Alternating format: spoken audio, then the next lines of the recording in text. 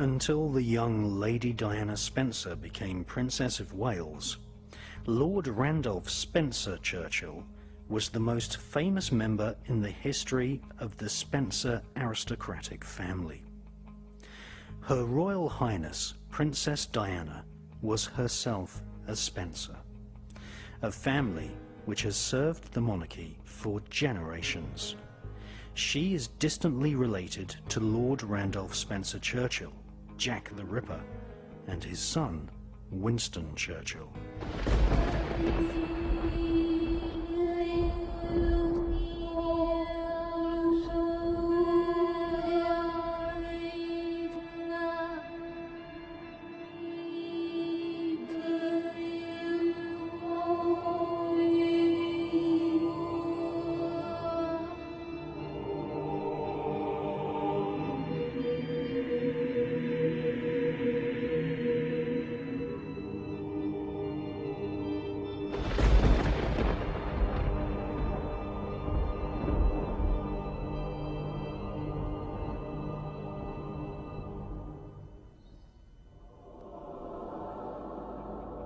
Randolph Spencer Churchill was no stranger to the occult. He ripped and slashed the victims, slicing Masonic symbols into their faces. According to Masonic instruction, the internal organs of the victims were torn out and trailed over their left shoulder. For these murders were ritual sacrifices, a public warning to anyone who was considering to commit treason. A public warning to anyone who was considering to commit treason.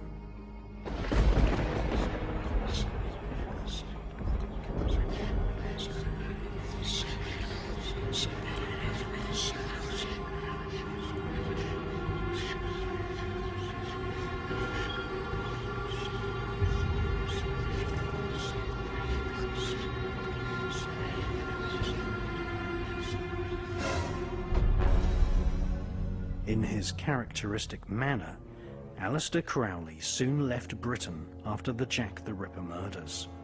The love letters between Prince Eddie and the young boy prostitute never surfaced in the public domain. J.K. Stephen, one of the aristocratic gang of murderers, was so ashamed and shocked by the ritual psychopathic behavior of Lord Randolph Spencer Churchill that he made his confession to Inspector Abberline at Scotland Yard. Of course, there were no arrests. In fact, Scotland Yard still, to this day, take great care to cover up the true significance and detail of the Jack the Ripper Masonic murders. When author Stephen Knight was given access to the Ripper file at Scotland Yard, he found that many important documents had been deliberately lost. Stephen Knight discovered later that some of the documents he had seen during his research for his book, Jack the Ripper: The Final Solution, had subsequently been destroyed.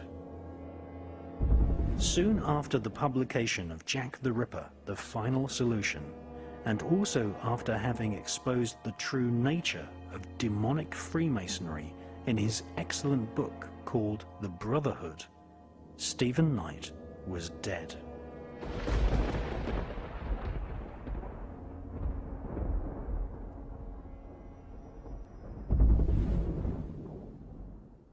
Now, what Diana says, again in her own words, is that she was told when the birth of William was coming along, that she was going to be induced so that the child would be born, wait for this, in line with Charles's polo playing program.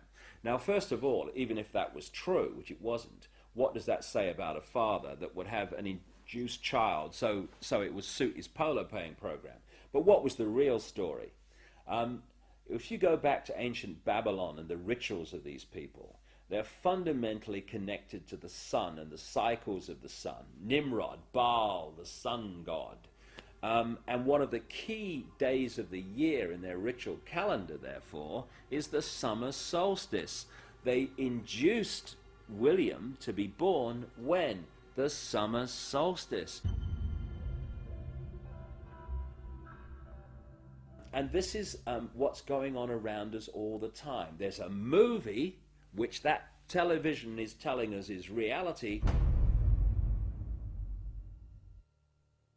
And then there's what's really going on, which is so different. That's its greatest form of defense. The chasm that people have to leap between what they are told is happening and what's really happening.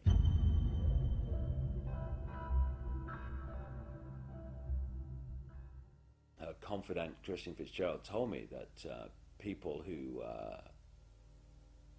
did not support these black occult networks that controlling not just Britain but increasingly the world, they were feeding her information and warning her that she was in danger.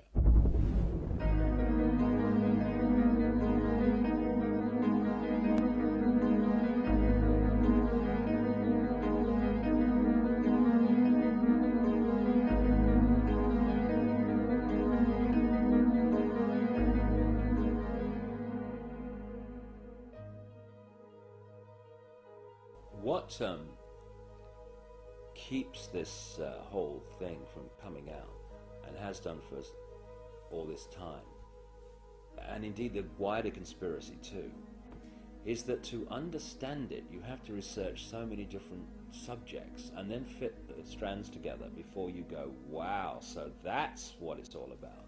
In this soundbite world of superficiality we call the mainstream media, people get so little information that they can't see what's going on. So when you look at the story of Diana, it's not just about what's happening now, what happened in 97. It's also going back again to Babylon and places like that. The goddess Diana was an ancient goddess, which was another name for the Babylonian goddess Queen Semiramis, the goddess of the Illuminati. And one of the groups of people that worshipped Diana, the goddess, and did their rituals to her were called the Merovingians. The Merovingians are one of the, if not the, key bloodline in the whole Illuminati network. They were the royal line of a people called at one stage the Cambrian Franks, which is where we get France from, that came out of the time of the Trojan Wars in now what we now call Turkey, up through the Caucasus Mountains and into what we now call France. Eventually, their royal strand, the Merovingians, were what the whole people became known as. And they were great goddess Diana worshippers. And according to an American researcher in Paris, immediately after Diana died, the Merovingians dug underground sacrificial chambers in Paris, just outside the original Paris, well inside, of course, the present metropolis, where they did their rituals to the goddess Diana. And according to her, the place is now called the Pont d'Alma Tunnel, which is still an underground kind of location. Now, the ancient myths of the goddess Diana were that she was a moon goddess. Pont d'Alma actually translates as passage or bridge of the moon goddess. Coincidence? Why is it with the absolutely, I cannot emphasize this enough, the ritual symbolism obsessed Illuminati, why is it that even people who said, oh, it was an accident, have actually said, well, there is one question. Why was Diana held in that tunnel for so long when she's supposed to have had internal bleeding, which needed repairing? Why not get her to hospital immediately? Why was she held in that tunnel for the best part of an hour and a half? Why? Because in the sick ritual, and that's what it was, the ritual of her murder, she had to die in that place of ancient sacrifice to the goddess Diana. And it was when she died that they then moved her out. And of course, goodness knows what have happened to her internal organs, because this is what these sick people use in their rituals.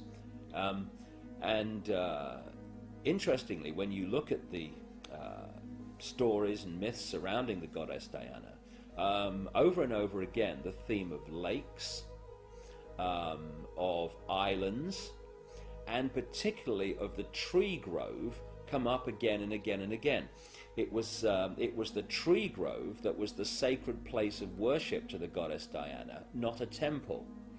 Now, she wanted to be interned in the little church where her father is, just off the Spencer estate in Northamptonshire. And after her death, Earl Spencer says that he decided that she would be buried on the Spencer estate. Where? On an island, in a lake, in a tree grove. And there's also this bizarre story where Earl Spencer says that he had this dream that he had to put 4 black swans on the lake. And he then said to his estate manager, I've had this dream. Do you know where we can get 4 black swans from? And the estate manager said, well, sir, funnily enough, someone's just offered us 4. Oh, yeah, okay. I've seen a pig. Never mind a bloody swan. Look, there it goes. Black swans are an occult symbol, aren't they? Exactly. The whole thing's a cult. And the whole of Diana's assassination was an occult ritual unfolding. Now, what's kind of interesting to me is that when I was researching The Biggest Secret, which I wrote in 1998, which is kind of unfolding now before our eyes, one of the people that I was introduced to was a lady called Christine Fitzgerald, who, as the tabloid media in Britain acknowledged, was a close confidant of Princess Diana for 9 years. They fell out a little while before her death, but for 9 years they were big time close. And Christine Fitzgerald is a hands-on alternative healer and into the esoteric, and therefore Diana could talk to her about things that other people would think, you know, oh, that Diana's mad, she's talking about this, that, and the other now. And I had long conversations with Christine Fitzgerald about the background to Diana and things that she experienced with her. And I had to have a wry smile to myself when the Paul Burrell revelations came out, because much of it was told to me years ago and is in The Biggest Secret. Not least that friendly people from organizations like MI5 were actually feeding Diana information, saying, you know, be very, very careful because they want rid of you. And so when Burrell produced this letter from Diana in which she predicted her own death in a car crash, in effect, it absolutely fits with what Christine Fitzgerald told me about her experience and what Diana said to her.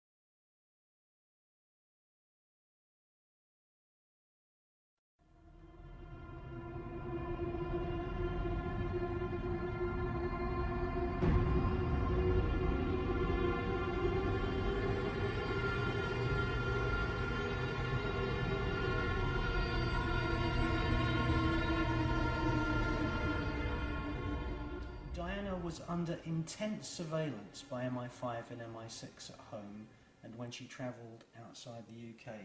Now, yesterday you made this interesting comment that she was the most photographed woman in the world.